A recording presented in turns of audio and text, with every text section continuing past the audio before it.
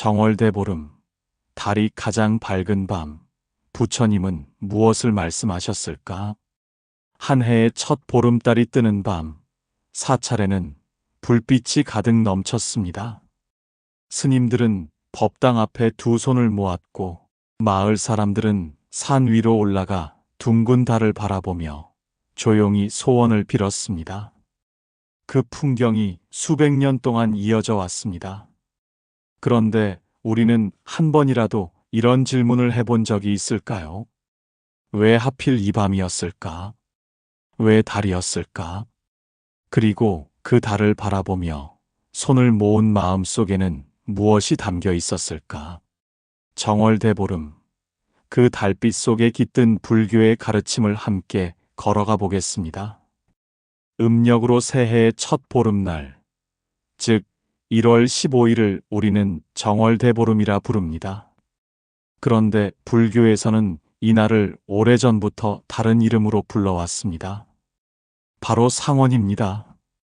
상원은 도교와 불교 모두에서 중요하게 여기는 날이었지만 우리나라에서는 특히 불교 사찰을 중심으로 이 날을 크게 기렸습니다. 절에서는 연등을 내걸고 밤새 독경을 올렸으며 스님들은 이날 특별한 법회를 열어 중생의 안녕을 발언했습니다. 기록을 거슬러 올라가면 신라 시대부터 이미 사찰에서 정월대보름에 연등을 밝히는 풍습이 있었음을 확인할 수 있습니다. 고려 시대에는 연등회가 국가적인 행사로 자리 잡아 왕과 백성이 함께 참여하는 큰 의례로 발전했습니다. 그 불빛들이 단순한 장식이 아니었음은 연등의 의미를 들여다보면 알 수 있습니다. 불교에서 등불은 지혜의 상징입니다. 어둠을 밝히는 것처럼 무명이라는 어리석음의 어둠을 걷어내는 지혜의 빛. 상원의 밤, 수천 개의 연등이 하늘을 수놓는 장면은 그 자체로 하나의 기도이자 수행이었습니다. 정월대보름은 그렇게 우리 민족의 셋이 풍속과 불교의 가르침이 아주 자연스럽게 하나로 어우러진 밤이었습니다. 불교에는 아주 유명한 가르침 하나가 있습니다. 손가락으로 달을 가리킬 때 달을 봐야지 손가락을 보아서는 안 된다. 이 말은 선수행의 핵심을 담은 구절로 언어나 형식이 아닌 본질을 직접 보라는 뜻을 담고 있습니다. 그런데 여기서 달은 단순한 예시가 아닙니다. 불교에서 달은 오래전부터 깨달음과 완전함의 상징으로 쓰여왔습니다. 보름달을 생각해 보십시오. 한 점의 모자람도 없이 가득 찬 그 둥근 모습. 그것은 불교에서 말하는 불성, 즉 우리 모두의 내면에 본래부터 갖추어진 완전한 성품을 상징합니다. 달은 구름에 가려지기도 하고 때로는 초승달처럼 작게 보이기도 하지만 달 자체는 언제나 완전합니다. 구름이 걷히면 달은 그대로 온전한 모습으로 거기 있습니다. 우리 마음도 그렇습니다. 탐욕과 성냄과 어리석음이라는 세 가지 구름에 가려져 있을 뿐 그 안의 불성은 본래부터 둥글고 완전합니다. 정월대보름밤, 가장 크고 밝은 보름달을 올려다보며 조상들이 손을 모은 이유가 여기에 있는지도 모릅니다. 달을 바라보는 그 순간 자신의 안에 있는 완전한 빛을 기억하고 싶었던 것은 아닐까요? 달은 또한 자비의 상징이기도 합니다. 달빛은 묻지 않습니다.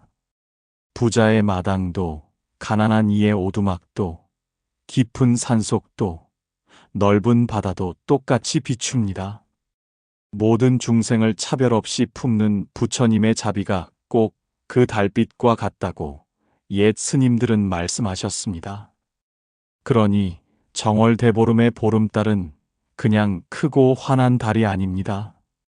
그것은 우리 안에 있는 깨달음의 가능성을, 그리고 모든 생명을 향한 자비의 마음을 조용히 일깨우는 거울이었습니다. 정월대보름에는 다양한 풍습들이 전해옵니다.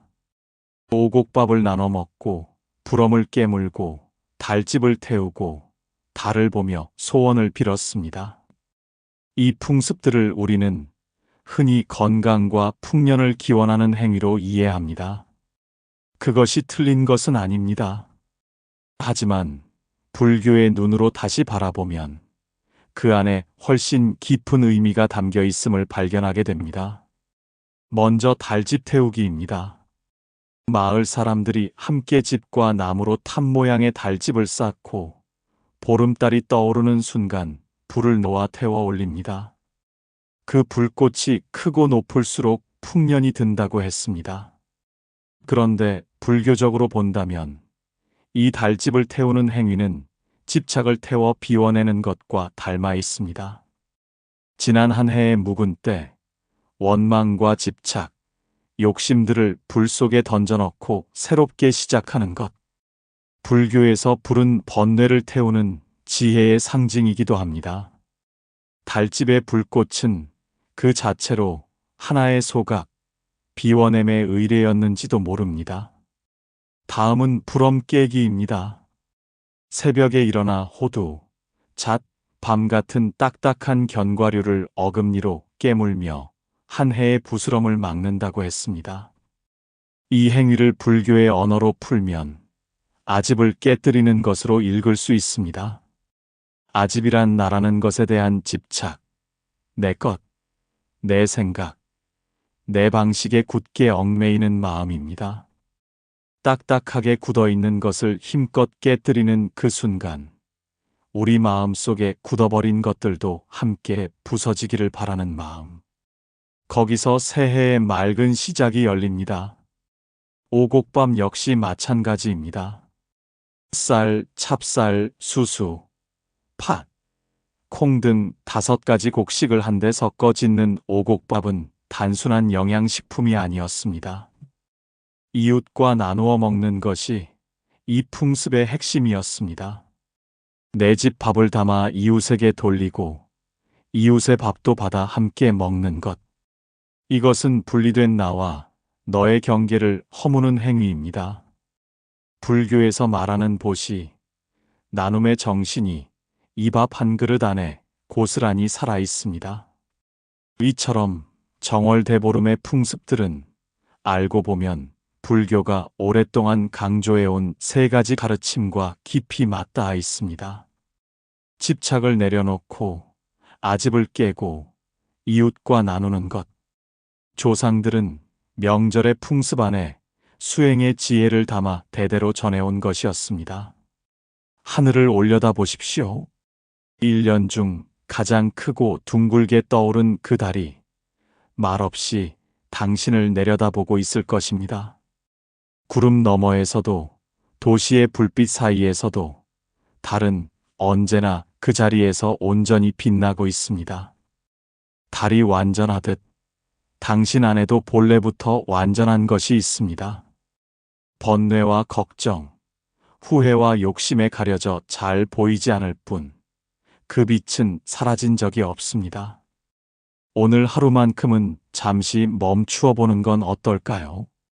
태워버리고 싶은 묵은 마음이 있다면 놓아보내고 깨뜨려야 할 단단한 아집이 있다면 그것도 내려놓고 오랫동안 나누지 못한 마음이 있다면 가까운 사람에게 조용히 건네보시길 바랍니다. 그리고 보름달을 바라보며 잠깐 두 손을 모아보세요.